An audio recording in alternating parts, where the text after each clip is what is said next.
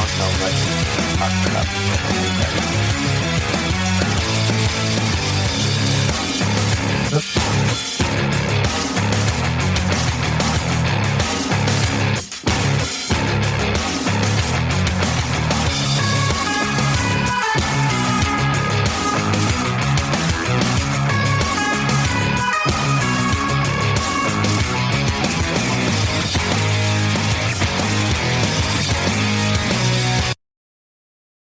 Oh yeah, that's right. You're watching the Young Turks. I'm Anna Kasparian, and it's Wednesday, which means I'm co-hosting with John Iadarola, host of Damage Report on TYT Network. Make sure you check out that show and all our other wonderful programming. You can find us everywhere: Xfinity, Zumo, Pluto. I don't even know if Zumo's a thing. I just mentioned it.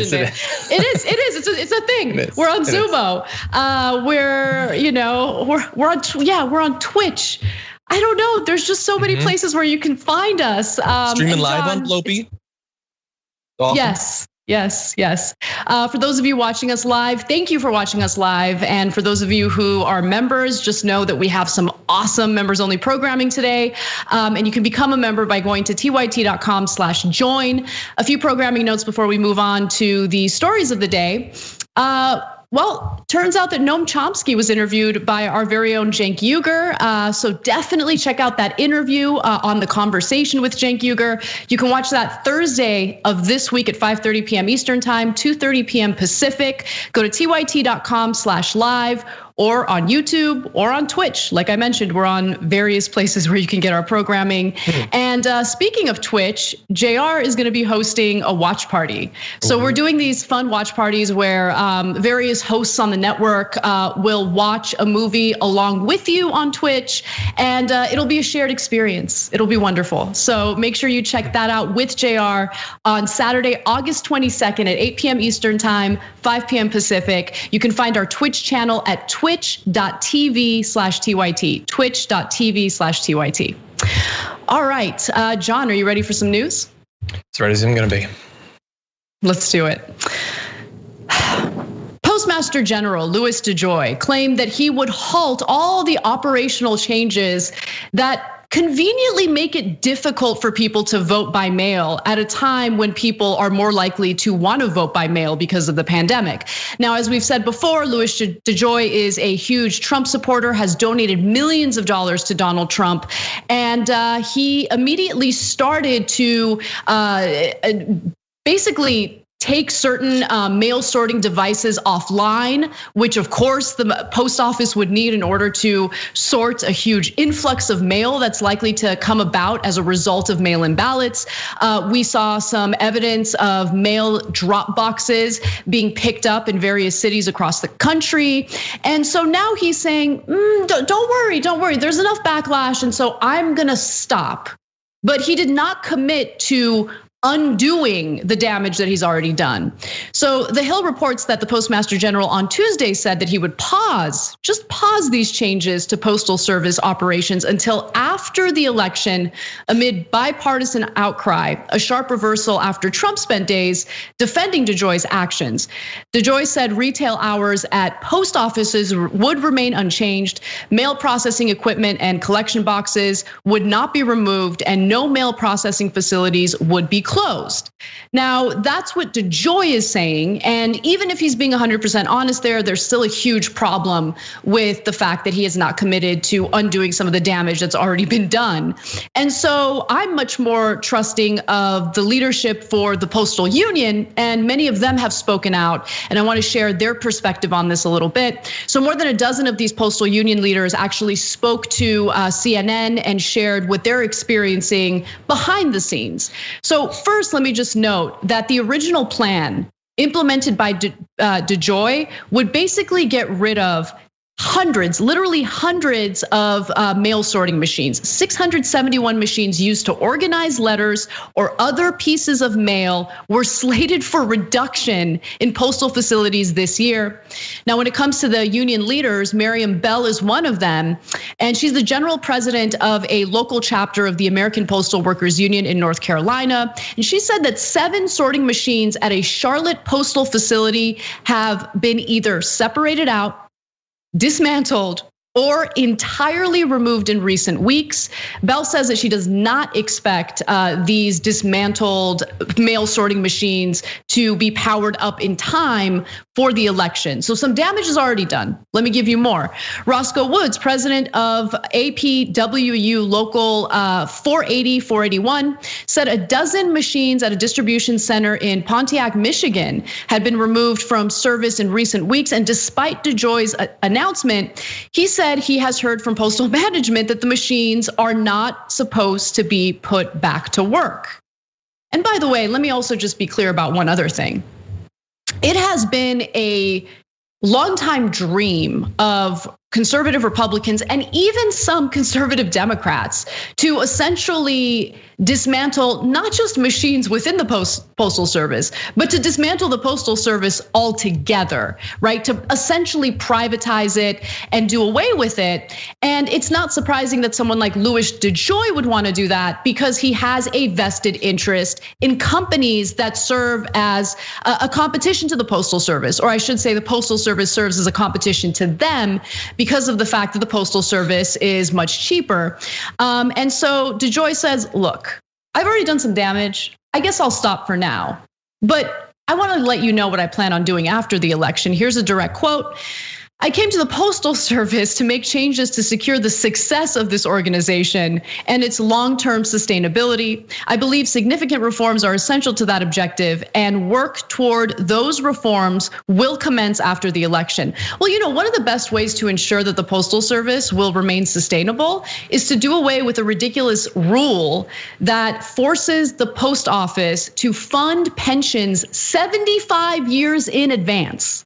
75 years in advance. That was a rule implemented by the Bush administration for a very specific reason, to ensure that the post office would have a difficult time being sustainable. DeJoy has private interests here. He wants to do away with the post office so he can see a little return on his investment. And it's absolutely pathetic and sad that anyone would buy any of the arguments coming from these right wingers who do not have the best interests of Americans in mind. John. Yeah, honestly, it feels like after all the outcry, all of what's come out that's been very obvious, and thankfully people working at the post office have talked about their experience and made it very clear. It would be like if you were infected by the coronavirus and it was ravaging you and you made a big stink about it. So it was like, okay, I'll pause. I was just trying to make you sustainable. No, but you're still there. You've already done the damage. The organs are possibly irreparably harmed for the rest of my life. It doesn't make any sense. And honestly, look, there's so many different ways to look at what he did in saying I'm pausing it. That is, I think, far more likely than, oh, sorry, that was my mistake and my bad. I didn't want to make you think that I was interfering with the election. So one is that it's simply a publicity move to help him get through the hearings that are about to come, and that there won't actually be a pause.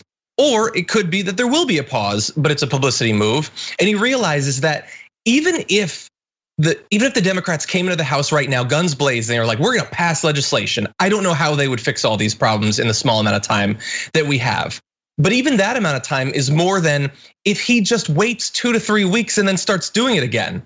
And I know that sounds ridiculous, right? I mean, there was this big stink. The news was talking about it. Let's say he stops for now, and in 3 weeks he starts pulling sorting machines again. What's gonna be done about it? Like realistically, based on the experience we've had over the past few years, what would happen? Nothing. Nothing would happen. I mean, he'd be fine. Yeah. Or, and when you really fast, the one other alternative is that he can afford to pause it because he's done the damage that he intended to do, honestly. Yeah, you're absolutely right. I mean, I feel like both scenarios, of course, are disastrous. So on one hand, you can have him, announce that he's going to stop doing what he's doing, but he's probably going to continue because he doesn't have to worry about real consequences. Sure, he's going to have to participate in this hearing. And I'm glad that Democrats decided to get back to work at this moment of crisis, not simply because of what's happening with the post office, but I mean, we're still in the middle of this pandemic. Let me just remind all of you, I'm sure you already know because many people are feeling it in their personal finances, still no new round of stimulus, right? And so I'm glad that they got back to work, and I'm glad that they're going to, at least attempt to hold him accountable. But they need to have the kind of attitude that Republicans had toward Hillary Clinton and Benghazi. There was nothing there. but they wouldn't let it go. It was clearly and obviously nothing more than political theater, but it was effective, right? And so I think if Democrats don't drop this topic and refuse to allow themselves to get distracted, then they could maybe ensure that people who want to vote by mail have the ability to do so.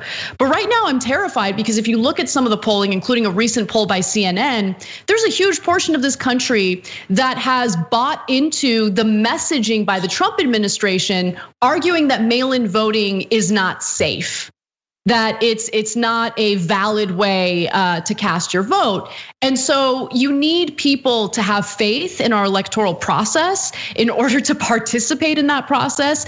And so there's already all sorts of damage that's been done. And it is terrifying because, we're in a situation where it's not about winning because you're the better candidate that Americans prefer. It's about throwing the election and stealing it by playing all of these games with the post office and by planting these seeds in people's minds that the outcome of the election is not going to be valid because mail-in voting is it leads to a prevalence of fraud. And of course, we've shown various studies showing that that's not the case. Yeah. But how much does that message get through? Exactly. Yeah. Yeah, and if in the end, if this is successful, even if let's say he's done for now, he's not going to do any more damage. We don't know how much damage he's already done. If it's a close election, we'll never know, honestly, if it was what swung it. And even if someday we could find out in some way, which we won't, it wouldn't matter. It wouldn't reverse it. Like once the damage is done, once an election is swung, that's it. It's such a horrible situation. So one of the reasons we talked to JR and I on the Damage Report this morning about, I get why people are saying things like, if Trump wins, American democracy is over. I get the inclination, and certainly there will be a lot of damage done, but it doesn't take his reelection for him to have done significant damage. That damage is already here. And I don't want to give people the idea that if we can just stop him, then we're good. No, things have been wrecked top to bottom. And we're seeing that. DeJoy, the fact that he has no fear whatsoever that he's going to be significantly harmed, but he's going to be locked up. No, there's going to be no consequences for him. There are no consequences for anyone anymore. Even if somehow they found emails laying out in 100% detail what they're going to do and why they're going to do it. What's the best we can hope for? Trump pardoning him? Like honestly, like people still have this idea that we have the system we did 10 or 20 or 30 years ago. We don't. Nothing really counts anymore. Nothing really matters. Yeah. This is one chance to potentially start to reverse a bit of it.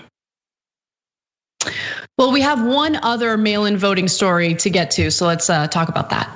Again, I think if you can loot in person, you can vote in person. The Democrats seem fine with the looting in person part, not so much the other way because they want to be able to do it all by mail where they can manipulate it.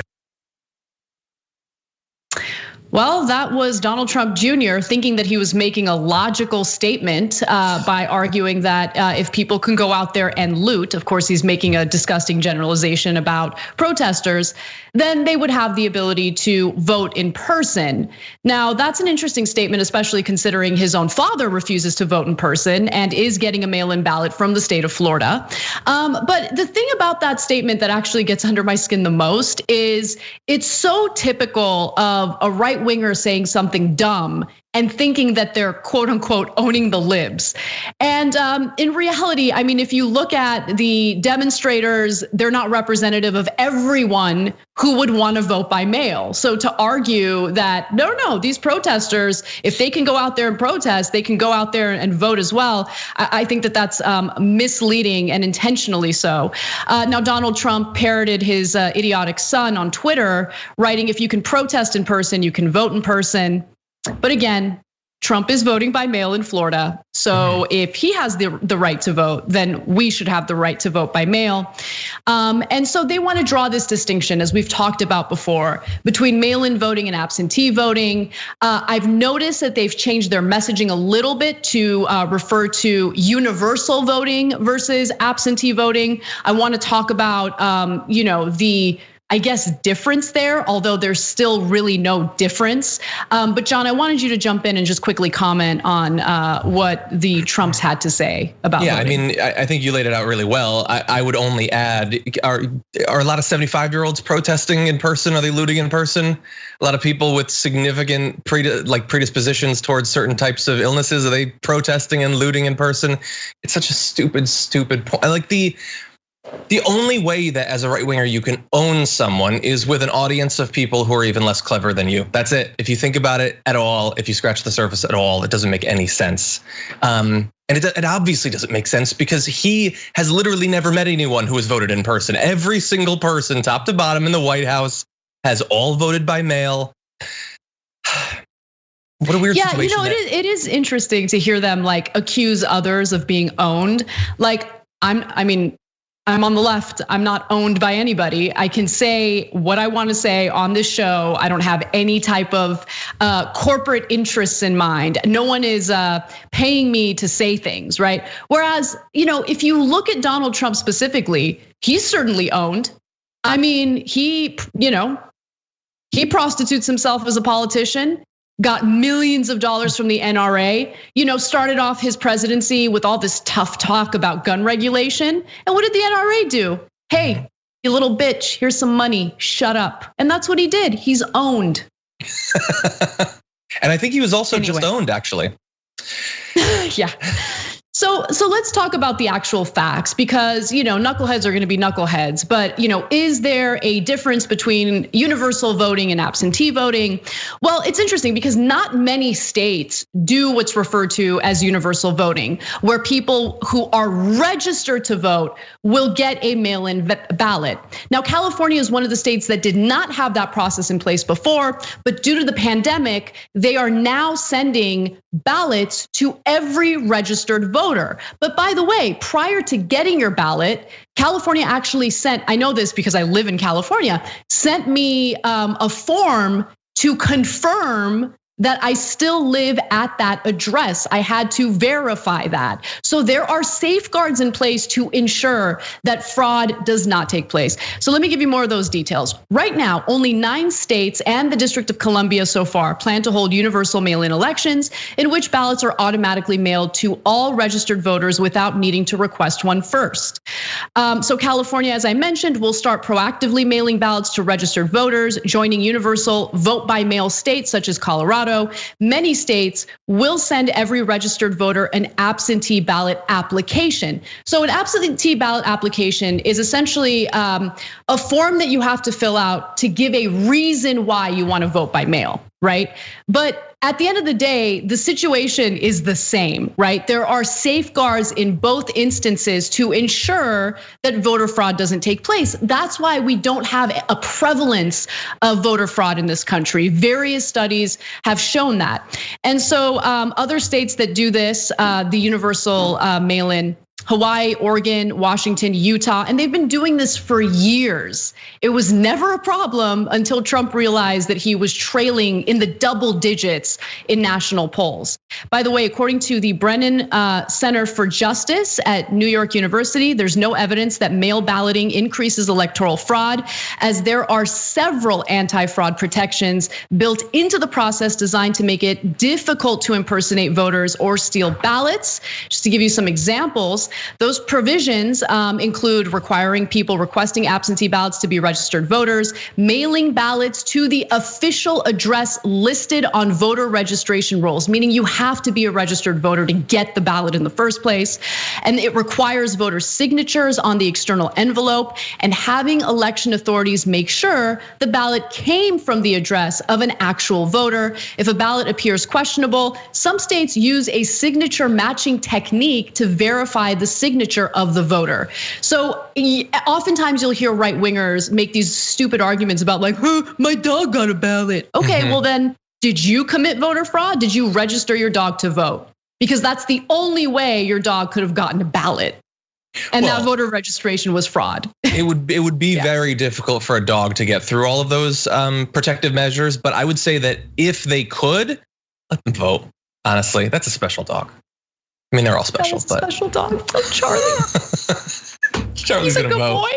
He is. He'll vote well. And look, And it's important, it's really important that people feel comfortable participating in this upcoming election. Many people, for good reason, are afraid to go vote in person because of this pandemic. I mean, Trump seems to have some favorability among older voters. And so he probably shouldn't be spreading this message that would make them question the validity of voting by mail. I want to look at the most recent graph comparing the United States to Europe when it comes to this pandemic. Luckily, lately, we've been seeing a little tiny bit of a dip in our COVID numbers, but we're still very far off in terms of the success that we're seeing with European countries. So God, it's just so depressing and embarrassing to see that. But it is, and honestly, is why we need to vote by mail. Yeah, and more power to you for reading that Brennan Center result for what, the 15th time? How many times have you read that show? 20 times? I don't know. And meanwhile, they have successfully, on the right, they've successfully gotten their voters to believe that universal mail-in ballots is it's a way to steal the election. It's obviously fraudulent, all of that. But universal absentee ballots, that's totally great. Republicans should do that at the very least. They believe those two things simultaneously. And they don't care like about the Brennan Center study, any of this. The fact that multiple states, red and blue, have been doing this mail-in voting for literally years. That not only is there no evidence that it's linked to fraud, but there's also no evidence that it's linked to any advantage for either party. It could in the end up benefiting Republicans because it might make it easier for older people to vote, and they tend to lean Republican. Just the whole thing, it is so frustrating. And I don't know, maybe you feel the same way, to continually go back to a topic where the people who believe misinformation about it have been inoculated against any new information, any new facts, and they honestly don't care. They just don't care. So you can try to do fact checks and everything, but it just feels so pointless sometimes. Well, let's take a break, get a little breather, and when we come back, Donald Trump decides to attack an American company that makes an American product and employs American people. We'll be right back. We need to talk about a relatively new show called the Republic, or UNFTR. As a Young Turks fan, you already know that the government, the media, and corporations are constantly peddling lies that serve the interests of the rich and powerful. But now there's a podcast dedicated to unraveling those lies, debunking the conventional wisdom. In each episode of On the Republic, or UNFTR, the host delves into a different historical episode or topic that's generally misunderstood or purposely obfuscated by the so-called powers that be, featuring in-depth research, razor-sharp commentary, and just the right amount of vulgarity. The UNFTR podcast takes a sledgehammer to what you thought you knew about some of the nation's most sacred historical cows. But don't just take my word for it. The New York Times described UNFTR as consistently compelling and educational, aiming to challenge conventional wisdom and upend the historical narratives that were taught in school. For as the great philosopher Yoda once put it, you must unlearn what you have learned. And that's true whether you're in Jedi training or you're uprooting and exposing all the propaganda and disinformation you've been fed over the course of your lifetime. So search for UNFTR in your podcast app today and get ready to get informed, angered, and entertained all at the same time.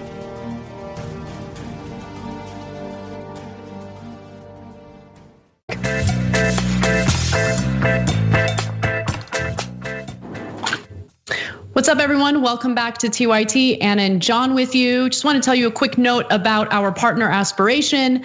Aspiration and TYT has joined forces to do a sweepstakes on an e-scooter. So you can definitely check that out for your chance to win. Just go to tyt.com/greensummer for all the details. And if you already have an Aspiration account, there's still a way for you to enter for a chance to win. Again, all you need to do is go to tyt.com/greensummer to get all the details. All right, well, you know what?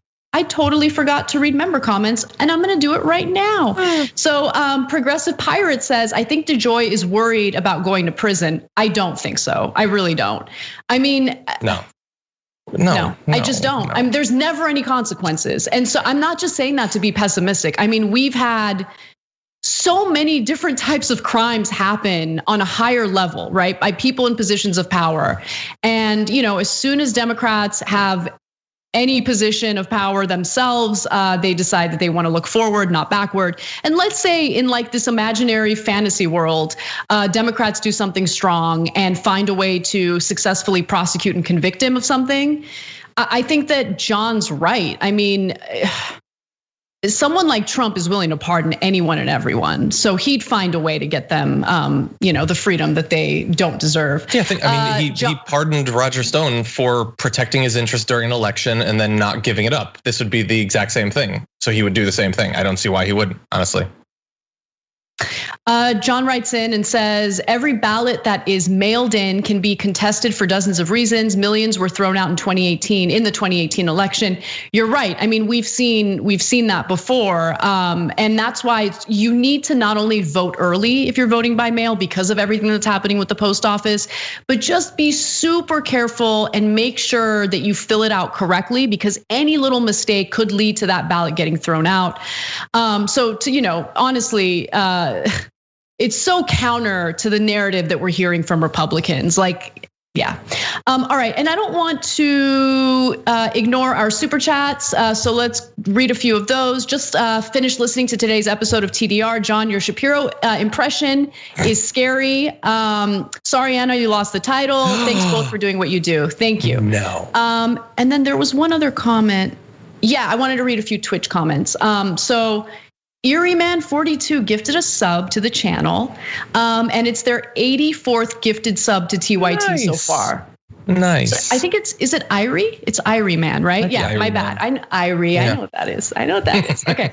All right. Well, let's get to the news, guys, because there's a lot to get to. Donald Trump has decided to attack an American company that makes an American product and also employs many American people. So why would he do that?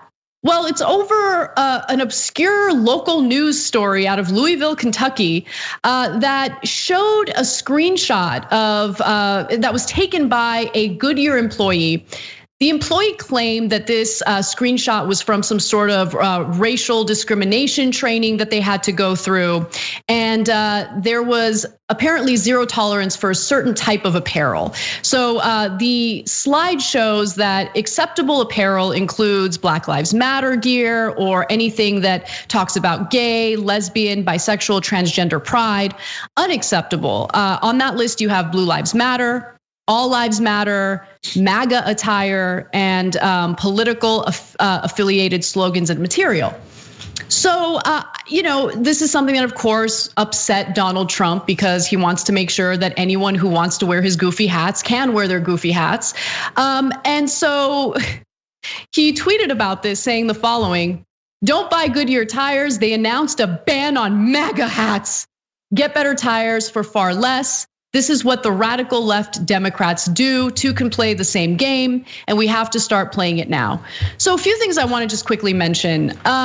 Donald Trump recently went on a rant about cancel culture and then proceeded to cancel Goodyear because of some policy that they have about certain political attire. And then, look, I personally don't care about whether or not someone wears a MAGA hat. I don't get triggered by it. I don't really, I judge them. There's no question about that. Like, if you want me to prejudge you, that's the best way to do it. And at first I was like, yeah, I don't think Goodyear should do this. I think Goodyear should just let people wear what they want to wear, as long as it's not like super inappropriate or could, endanger someone as they're doing their job or something. If you're making tires, I'm sure you have to wear certain safety equipment. But at the same time, I mean, we're in such a divisive, terrible environment right now as a country. And when you go to work, you have to be around people you work with. And so why needlessly do things that are going to antagonize your colleagues or your coworkers and make the work environment even more unbearable than it needs to be? But Kayleigh McEnany was asked about Trump's boycott. And so I want to watch that video and get your thoughts, Sean. Let's take a look. So why is the president retaliating against a private company for their dress code and potentially jeopardizing American jobs? So Goodyear needs to come out and clarify their policy. There was an image. It's a statement. They failed to clear. Yes, I did see their statements, which still failed to clarify their policy. Racial equality, racial justice, that is okay, but not political speech. That's pretty standard across the board right now. That's not that unusual. Did the president even reach out to Goodyear before he tweeted? They came out and said equity issues. As far as I'm concerned, Blue Lives Matter is an equity issue. There have been police officers across this country that have been targeted because they wear the badge. Yeah, except if you choose to be a cop, you have made a decision to be a cop. People don't get to choose what their race is. They don't get to choose what their sexual orientation is. And so to try to extend an argument regarding equality to people who make a decision to work in a certain field, I think is like absolutely ridiculous. But John, I wanted to get your take. Yeah, the whole thing is just so frustrating. It's yes, choice versus being born into it is a great point. The actual reality of who is being targeted and oppressed and who is pretending to try to draw the spotlight to themselves. The fact that one was an organic movement meant to draw attention to an injustice, the other was a direct response intended to take the spotlight back again. Like if I sit next to, when we sat in the studio, I sit next to Brett. Let's say hypothetically, we both had kids and I got a world's greatest dad mug and he got a no, I'm a better dad mug. Those are not equal. One is more aggressive, okay? And so it's just, it's like saying that you have LGBTQ pride is just a positive thing about a group. We know how many people have attacked others while wearing MAGA hats. We know that All Lives Matter is a direct response, an aggressive response to this civil rights movement. There's no reason why they wouldn't want to limit that. To be safer, they're probably just gonna end up banning literally everything. So because the right got triggered by this, everything's gonna be canceled. That would be my prediction for Goodyear. But I also love in his original tweet, the idea that the left does this all the time, we have to start to. You guys boycott something like every week. What are you talking about start doing something? Fox News is all boycotts. Didn't they boycott Keurig and Nike and a million other products? It's not new. But I also love one other thing where he's like, you can get much better tires for lower prices. Does anyone think he did market research before he tweeted that? Does anybody think I mean, look, he won't even do market research for his own businesses. That's why he went bankrupt 6 times. I mean, the guy is lazy and incompetent as hell. So like, of course not. But no, but this story, okay, forget the apparel part of it, right? I actually think that's a very small part of this discussion. I know this is what triggered the discussion, but like at the heart of it is this characteristic of Donald Trump that's so damaging to the country, right? It's about how he always prioritizes himself, his own political agenda, and his own self-interest above anything else. And while being president of the United States is a position of power, right? And there are people out there who are lured, seduced by that power. In reality, what that position is supposed to represent is a service, is a public service, right? You are supposed to be willing to give up so much in order to represent this country, to lead this country. But even when it comes to something on a very like granular, irrelevant level, something like as irrelevant as wearing a MAGA hat, Donald Trump is willing to see Americans lose their jobs, like assuming that this boycott is successful. And honestly, I don't think it will be, but assuming that it would be, right? That's his intention. Let's boycott, knowing that employees are gonna lose their jobs if people follow through with this boycott, because my feeties are hurt, because people won't be able to wear my goofy hats. Like, just, you're a grown man. He's in his 70s. He's in his 70s. Like, imagine like Obama's like, I just heard that like, Oscar Mayer wieners banning the Hope shirt. Don't eat their wieners. There are better wieners. That would have never ever happened. God, I just want the world to be sane. And honestly, Trump is gonna freak out. He's always gonna freak out. He's gonna pretend that he you cares. Went there, but okay. I know, exactly. I think it worked best this way. And people pointed out that like the Beast, the vehicle the president uses, is Goodyear tires, like all the time. But anyway, it was the response to the tweet that really got me most worked up. It was because there are people with 3 times as many Twitter followers as us who literally the only thing they do is respond to everything Trump tweets and say, "Yay, you're the best." So I looked at his Goodyear tweet replies, And it was all people saying, no more Goodyear for me, like just agreeing with it, which fine, they're gonna do whatever he says. But then there were all these replies saying Goodyear tires are second rate. Like, what, did you think that yesterday? I had no idea if it's better or worse than Firestone or literally any other type. The idea that, like, you can say, I'm not going to purchase this product because of what they did. You could boycott something, fine.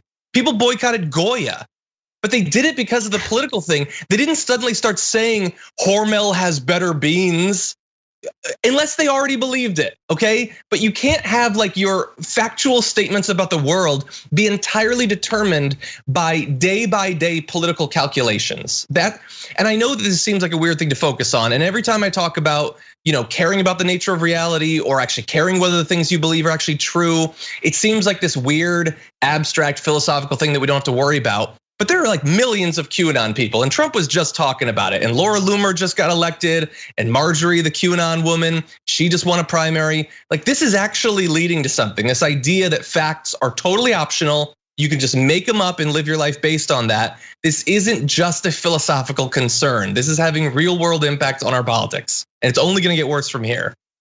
Yeah, you're absolutely right with that. When you get to a point in your life when family members are sending you QAnon posts as evidence for the ridiculous arguments they're making, you die inside a little bit. But God forbid you ever aggressively correct them, because they'll come at you aggressively, but if you correct them, they'll whine and cry about it. Anyway, I'll keep my personal issues out of this. I know, and we'll go ahead and take a break. But when we come back, we'll talk a little bit about AOC's DNC speech. There's been a lot of misrepresentation over the powerful speech that she's given, so we'll clear that up.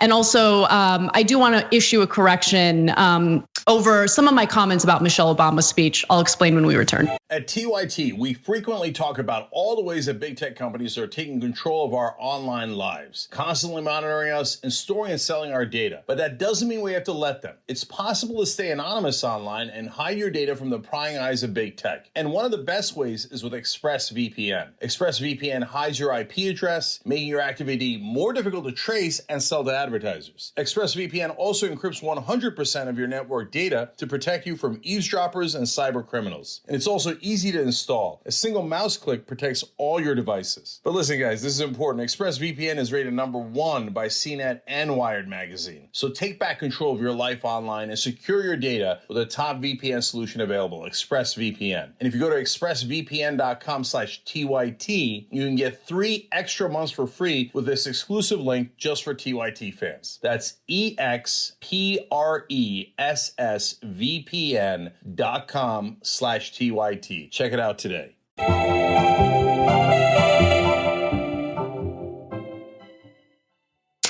Welcome back to TYT. Anna and John with you. I'm just gonna read one quick super chat from Jared, who wrote in to say, I feel you, Anna. I literally got disowned because I would not back down when it came to the importance of Black Lives Matter and police accountability. Jared, I love you. I'm proud of you, and I absolutely feel you. And I don't know if you had the same or have had similar experiences, but it's amazing how many people feel confident in asserting whatever it is that they believe aggressively. And then when you bite back, all of a sudden they're the victims. Anyway, let's get to the rest of the news. I hereby second the nomination of Senator Bernard Sanders of Vermont for President of the United States of America.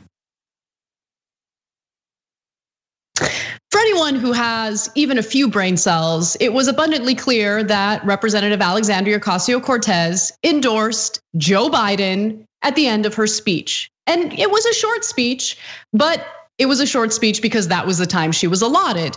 And it was powerful, even though it was a short speech. Unfortunately, the powerful message that she was trying to put out there was muddled by the nonsense over at NBC News, which shortly after her speech tweeted the following. In one of the shortest speeches of the DNC, Representative Ocasio-Cortez did not endorse Joe Biden. I hereby second the nomination, they quote, of Senator Bernie Sanders of Vermont for President of the United States of America. So everybody, I know we all have short attention spans. I know that we're all paying attention to multiple things at once, but let's let's just listen before we spout off, because apparently the reporters at NBC News didn't do that. Let's read the statement again. I hereby second the nomination of Bernie Sanders, Senator Bernie Sanders of Vermont. When you second someone's nomination, it means that you are nominating or you are endorsing the person that was endorsed by the person you're seconding. That's what happens there, right? And NBC knows that. They know that, unless they hire incompetent reporters, which, based on what you see on MSNBC sometimes, that's not too far-fetched. So let's just keep it real. Now, after a little bit of backlash, NBC tried to correct the record, tweeting editor's note and clarification. This tweet should have included more details on the nominating process. AOC didn't buy it. She's always quick to come at people who come at her. And so she said, so NBC News, how are you going to fix the incredible amount of damage and misinformation that you are now responsible for? Because at 1:15 a.m., because a tweet at 1:15 a.m. To slip under the radar after blowing up a totally false and divisive narrative across networks isn't it.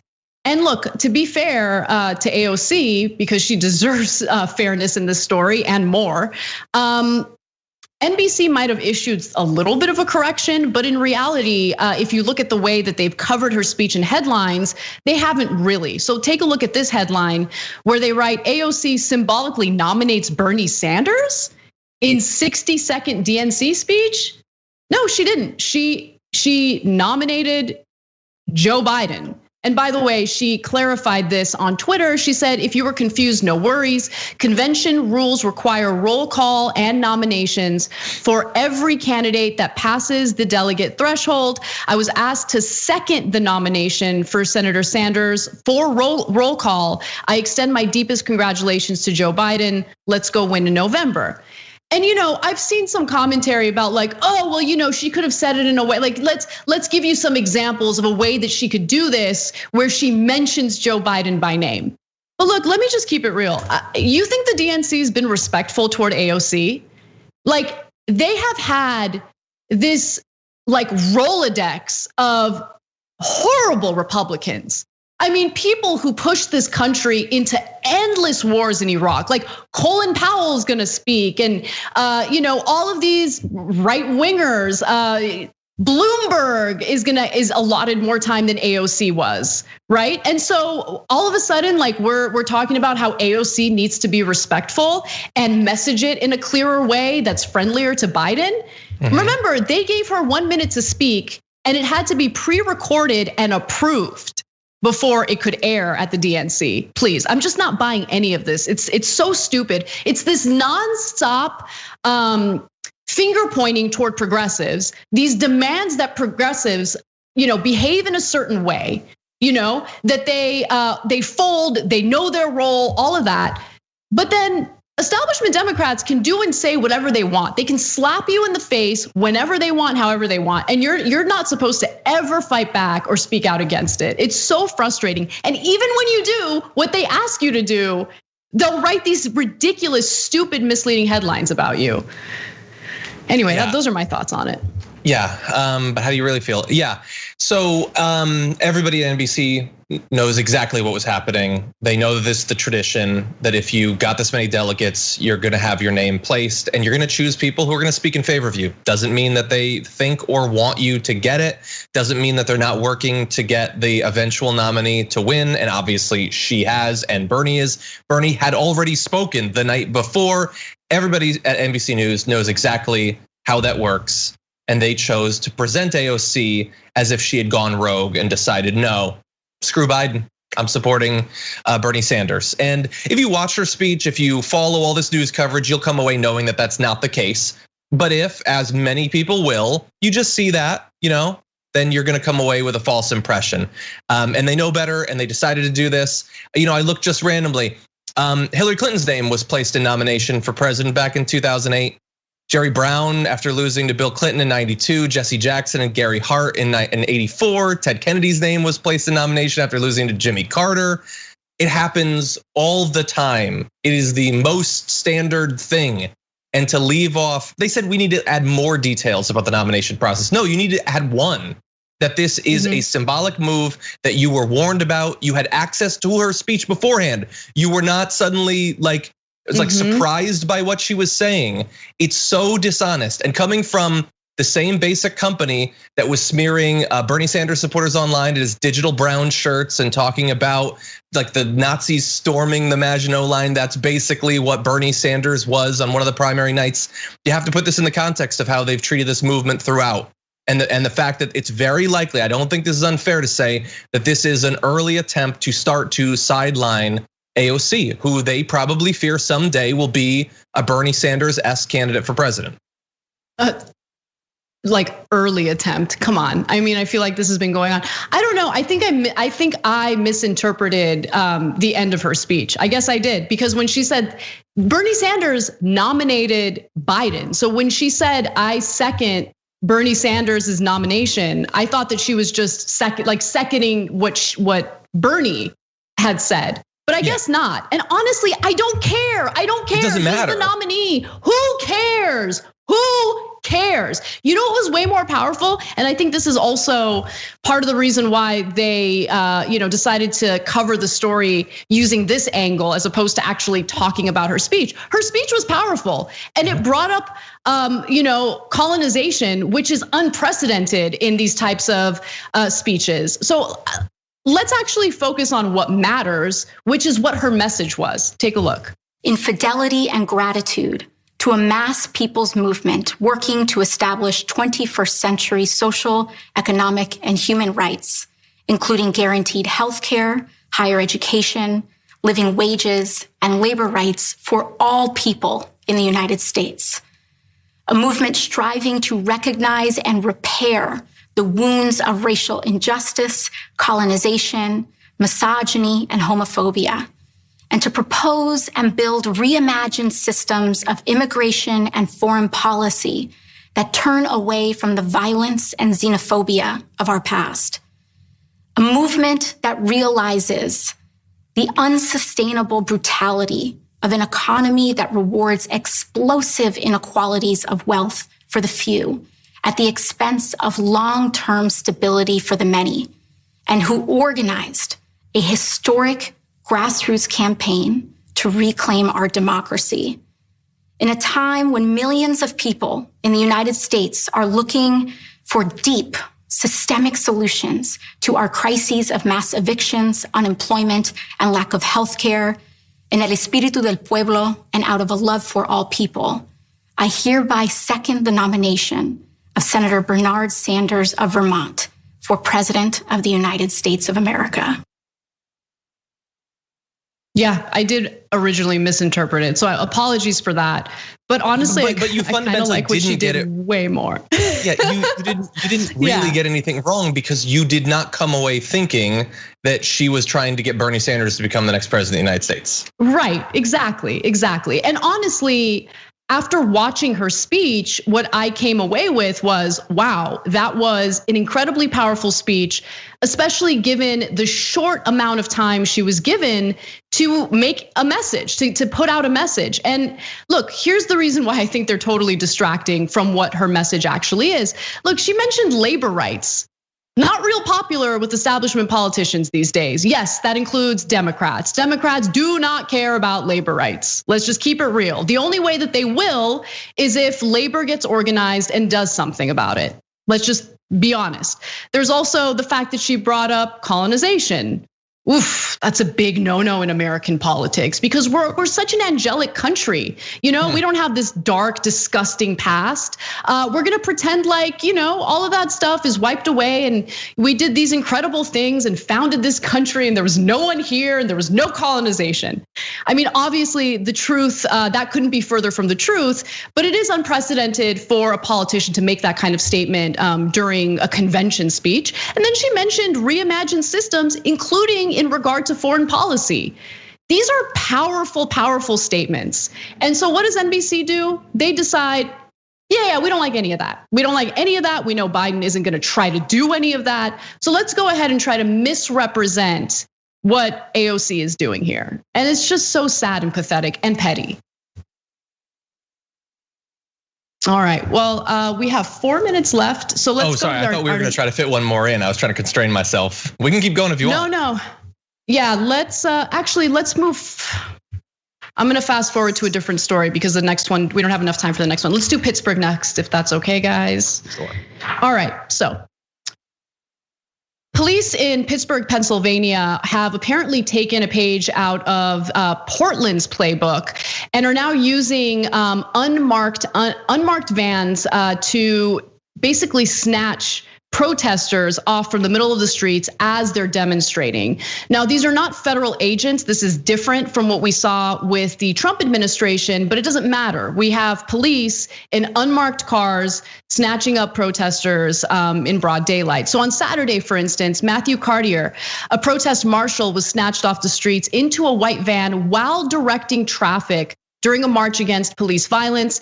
He was steering protesters through the streets for a weekly protest called Civil Saturdays, sounds dangerous, led by a youth organization, Black, Young, and Educated. According to Cartier's Twitter account, that's when he was lured by men into an unmarked van by passengers who said they were looking for directions, so they lied to him. The passengers were not wearing police uniforms and were heavily armed, Cartier said. Pittsburgh police claim Cartier was blocking traffic and that organizers of the march did not communicate with them about their route. The organizers from the youth group have disputed this and held a press conference Monday to defend Cartier and call out the contentious police tactics. By the way, I totally believe the protesters here. Neither Peduto nor the police department responded to City Lab requests for comment. So that's the organization reporting on this story. And this is something that we've been seeing. I mean, it's not surprising. We saw it happen with the New York Police Department. We saw it happen with federal agents, and it is a form of intimidation. This is a way to discourage protesters from practicing their First Amendment right, from assembling and practicing their freedom of speech. Yeah, no, it's devastating to see it continuing to spread. I guess we shouldn't be surprised because again, how many consequences were there at police departments across the country for all of what we saw, the kidnappings, but the brutality as well. There were a few people who were suspended, maybe a couple firings, but the instances numbered in the dozens or hundreds. And so many cops who have wanted to go beyond what they've done in the past saw that and they learned the lesson that you can get away with it, especially if nobody films you. Once the news moves on and everything, it's gonna be so safe to do that. It's gonna start to become more common. The whisking people away, simpler, and brutalizing people. I want to show an example that someone posted on Twitter of what the scene looked like. Let's go to the first video here.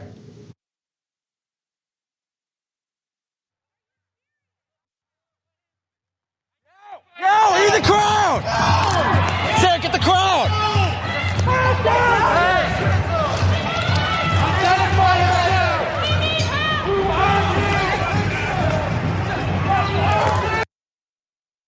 That's insane. No, I mean, that's terrifying. You don't know who these people are. You don't know if you're being kidnapped. And again, unmarked van, unidentified individuals snatching you up from the streets and putting you in this van. And it's specifically meant to intimidate. Here's what the mayor said. Just a quick reminder of our constitutional rights. They have restrictions. The right to assemble is a guaranteed right, and the right to shut down public streets is a privilege. All right, we have our post game next. Check us out there, tyt.com/join to become a member. See you soon.